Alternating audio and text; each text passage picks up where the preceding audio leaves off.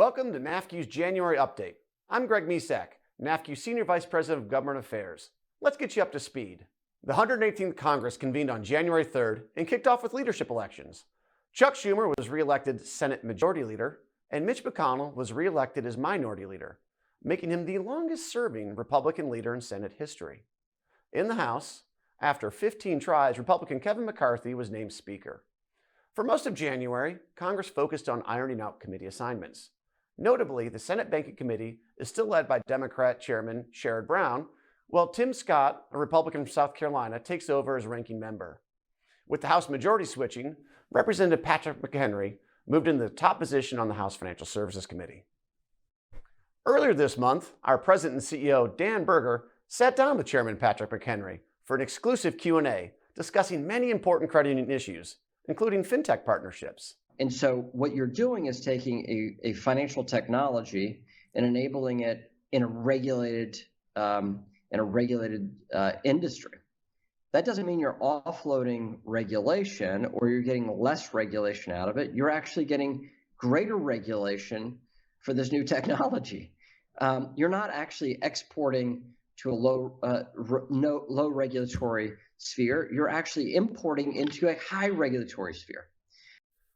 You can access the full Q&A using the link in the description below.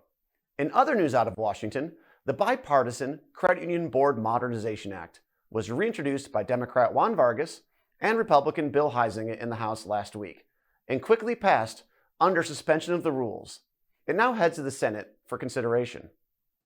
The legislation would reduce the number of required board meetings for federal credit unions to at least 6 per year. Thanks to NAFCU's advocacy, this bill passed the House last Congress, but now must go back through the full legislative process since it did not pass the Senate last year. The NCUA board held its first meeting of 2023 last week, where they unanimously voted to maintain, for another 18 months, the temporary 18% interest rate ceiling for loans made by federal credit unions.